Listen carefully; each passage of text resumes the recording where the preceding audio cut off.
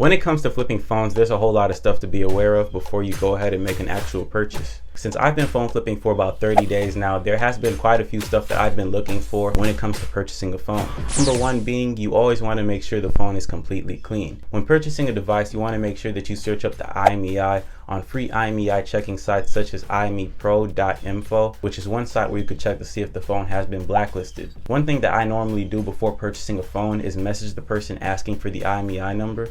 And some people might be a bit resilient to give it to you because they think it's something a lot more significant than what it is. And others would just give it to you, which is going to allow you to check before you purchase the phone. When a phone is blacklisted, it pretty much means that you can't have it under any carrier, and it's kind of useless to whoever's looking to buy a phone to put their SIM card in, because you could really only use it under Wi-Fi and, watch YouTube videos, play a few games, that type of stuff. But you can't really connect your phone number to that device. So you always want to make sure that the IMEI is clean. And also, when purchasing a device, it's always best to just go for unlocked devices. From my personal experience, when I first started phone flipping, I bought 2 blacklisted devices, which kind of held me back in a weird way, because when I searched them up online, they came up as clean, but when I tried to put my SIM card in after purchasing the phone, it didn't register the SIM card. It told me that this thing was not going to register and it wouldn't go through because the phone was blacklisted and I'd have to contact the carrier. Brings me to the next point. When it comes to purchasing a device, always make sure that you put your SIM card or a spare SIM card that you have into the device before you make the purchase. Sometimes the SIM card might be red, but over time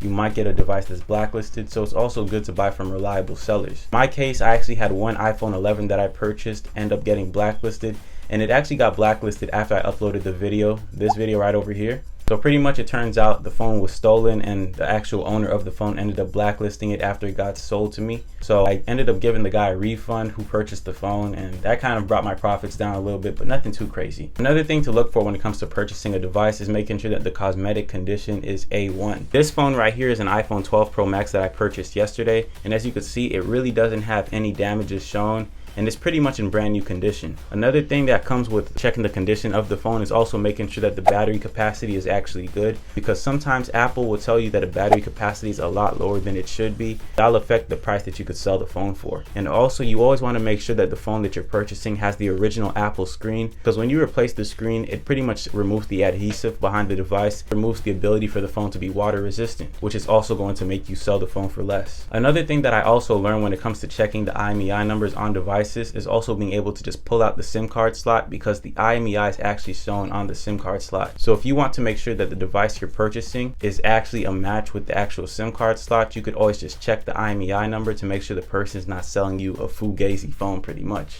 The next thing you want to be aware of when it comes to buying phones is making sure that you only meet up during the day and you meet up in public spots. Just recently, I actually got robbed for one of my devices, which was an iPhone 12 Pro. And even after filing a police report, there really wasn't much they could do because I couldn't confirm the phone was mine. I tried to meet up with the police and everything, and I'll give you guys a full breakdown in a different video about how I got robbed, but pretty much it didn't go my way and I lost the device completely. So always make sure that you're meeting up during the day and that you're meeting up in a public spot where it's constantly busy, so that you don't end up getting robbed and you can't really do nothing to defend yourself. Especially if you're like me in my case, where you normally meet up by yourself, it's always a safe thing to make sure that you meet up in a public location just to avoid any hassle. Another thing you want to look out for when it comes to phone flipping is asking the owner of the device whether or not the device comes with a box and a charger, even a few accessories like a phone case. When it comes to doing this, the way it helps you is pretty much it's allowing you to give that person a lower offer if they say it does not come with a box or a charger. In my case, this has helped me quite a lot by bringing the price down to $50 to $100 when messaging people, because they automatically think, man, the box is pretty significant. If he's asking for it, I guess I'll settle for less. And that pretty much allows you to just make more money when you go to sell the phone. Now, in my first video when I was talking about phone flipping, I was talking about how you could just choose to go for $50 to $100 profit. But in the past few phones that I've been selling, I've been able to make around $150 to $200 profit by using this method. What I do is I'll go to public profiles on OfferUp or Facebook Marketplace and look for the devices that they have for sale. And before I even shoot them an offer, I'll just ask them if the phone has any issues. If so, what are the issues? And when they try to just tell me meet up with them because everything checks off, I'll ask them if they do have a box or charger. And when they tell me no, I could automatically bring the price down even lower to allow myself to get a better deal. Like I told you guys before, I actually opened an Instagram page for my phone flipping business where I'm able to message and communicate with people that I know personally. And that right there has been a huge influence on how easy it is for me to sell phones. When it comes to buying the more expensive phones, it's normally a lot harder to find people who want to purchase them on OfferUp because most people don't have a huge budget.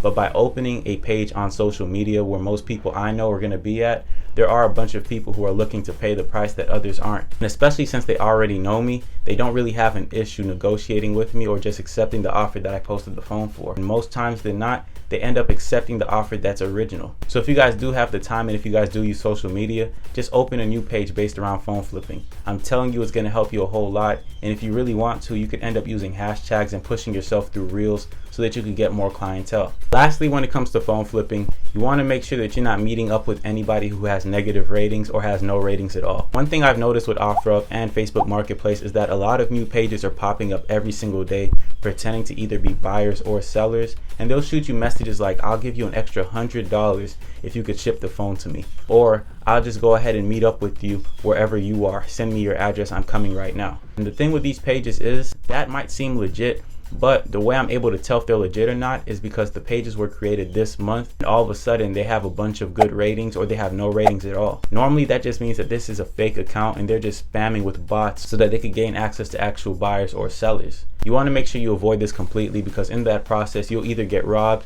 you'll get scammed, or you'll just end up losing money completely. So far I've only really had one terrible experience, which is getting robbed from my iPhone 12 Pro, which I spent $470 on. So I'm still trying to bounce back from that loss because that ended up wiping half of my profits out. So besides that, if you guys do plan on starting your phone flipping business, make sure you take these tips into consideration because they'll have a huge impact on how successful you are.